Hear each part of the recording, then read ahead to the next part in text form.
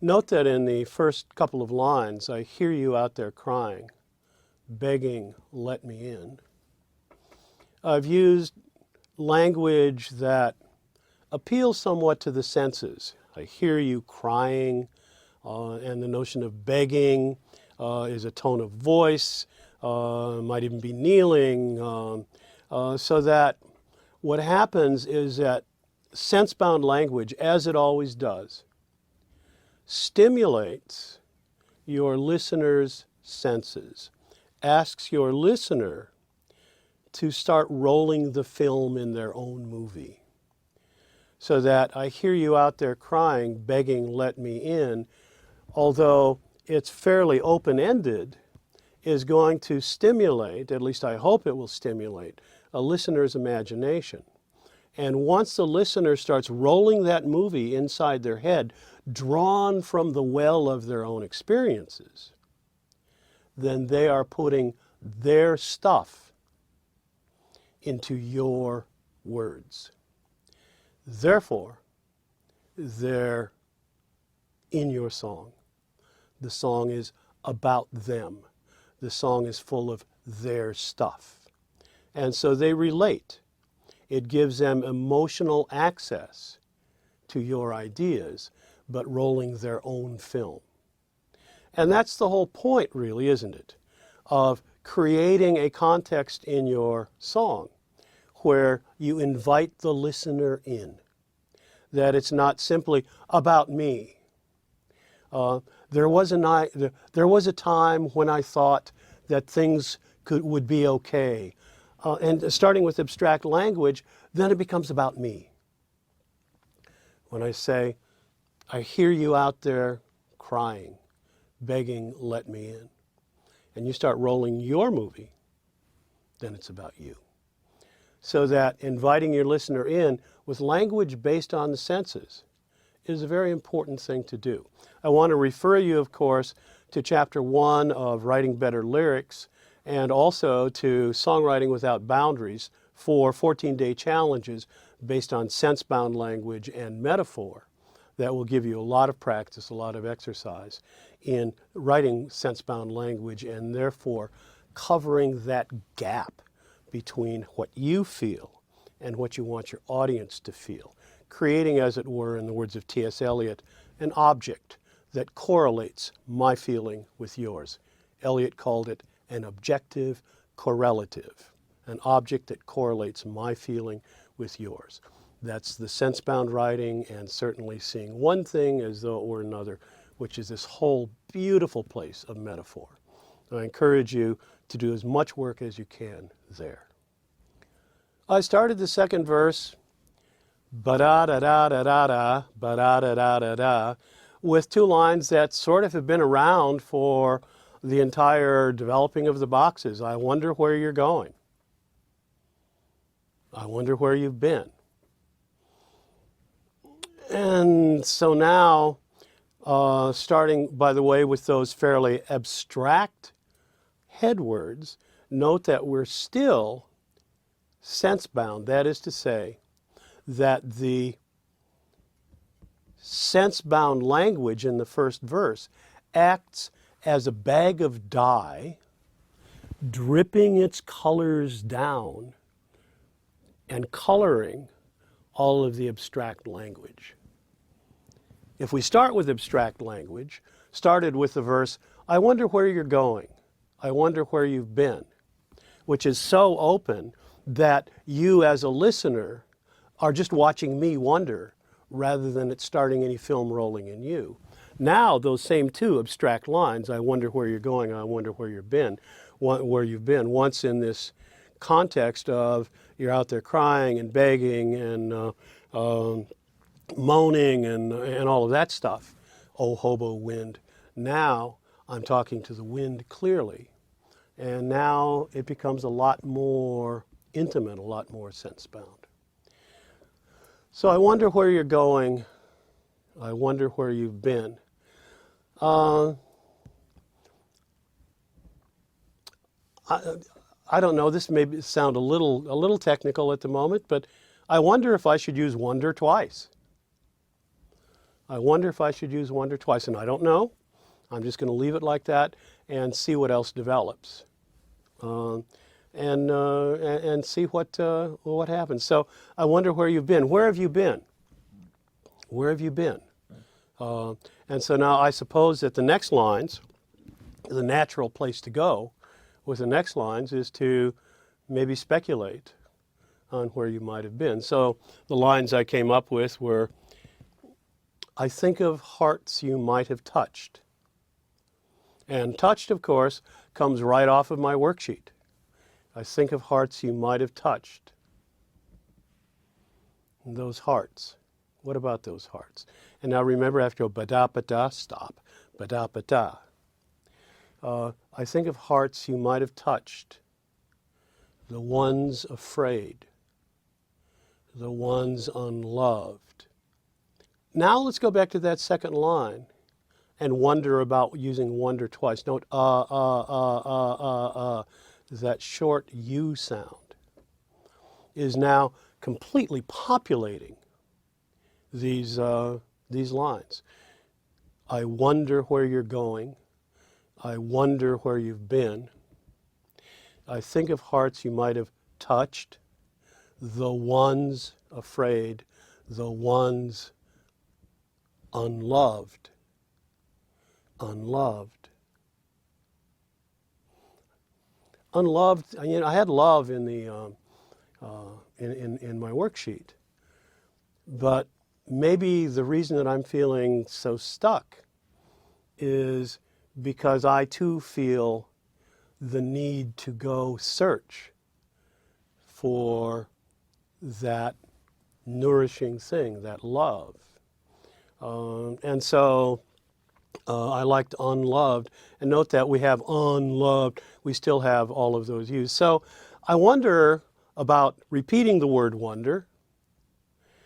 I might break the short U sound there with I wonder where you're going. And then instead of using wonder, to use something else. One possibility that suggests itself comes again from the worksheet. My two big ideas in this song are hobo and wind. So I don't know if this will work or not, but I just wanted to try. I wonder where you're going. I don't know where you've been.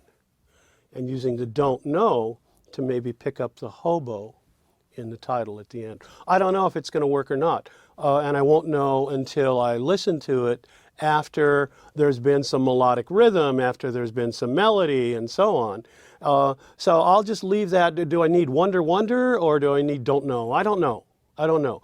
But, you know, that's just part of the process of trying to think through it in an organized way.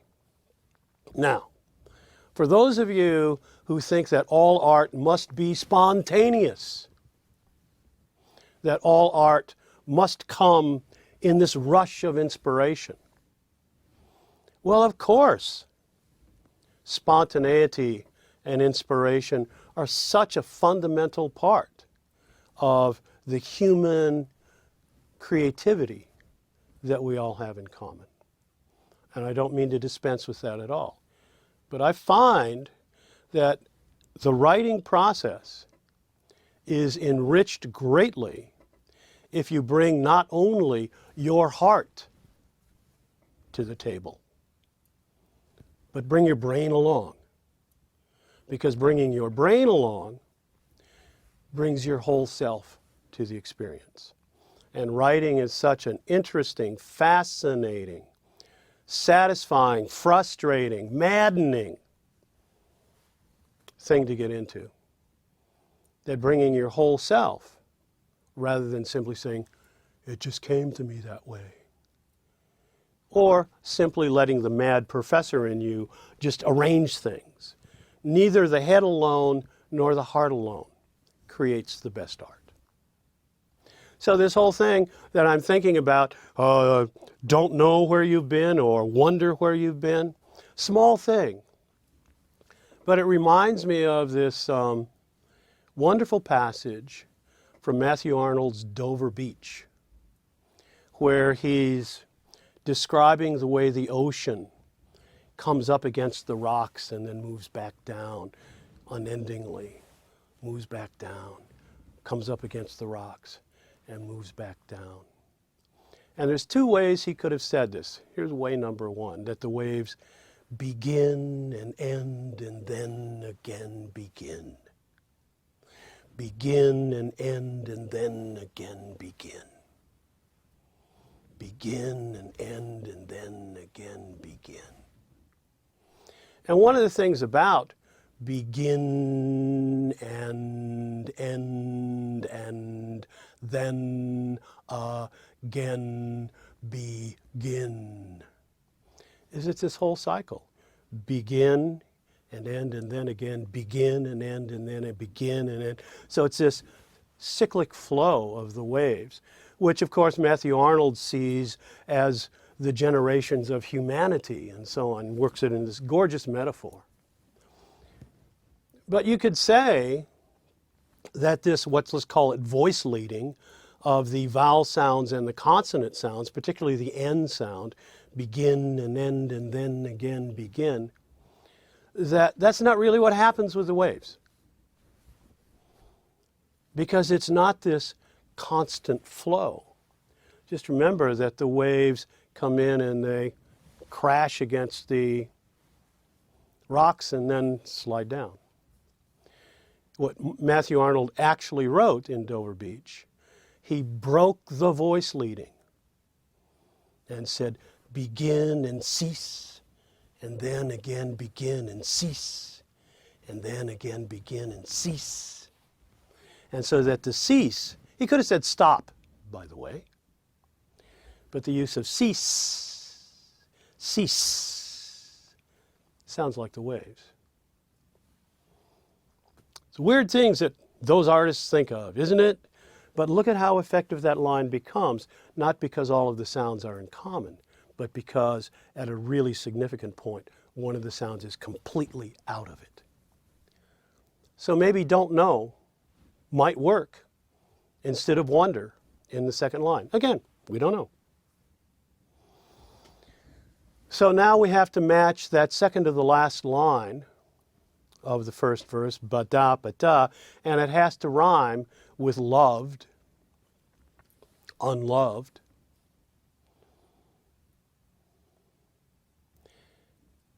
And I thought that I might try moving away here, because this is a sense of frustration, I think. I looked at my love rhymes, thought, yeah, a lot of good stuff there. Maybe untouched or touched. I don't know. But I thought, what would happen if I really pulled it away and used a consonants rhyme? And so the line I tried was, the ones you couldn't move. The ones you couldn't move. I wonder where you're going. I don't know where you've been. I think of hearts you might have touched, the ones afraid, the ones unloved, the ones you couldn't move. Oh, hobo wind, hobo wind. I thought, yeah, I like that. I like that. Again, opening that gate, because the ones you couldn't move, that is the ones that don't connect with of, but only connect with the v, I thought that might work. I thought that might work. Also, just as a small thing, the line, hearts you might have touched. It occurred to me that I might even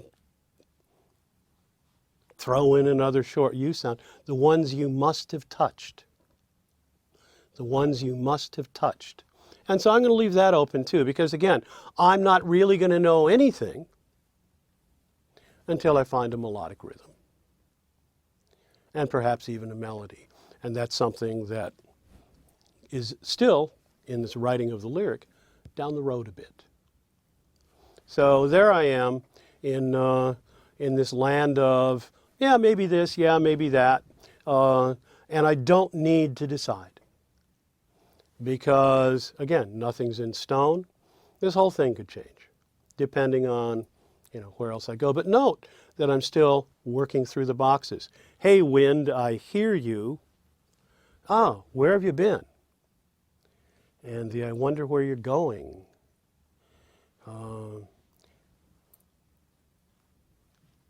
And so I now have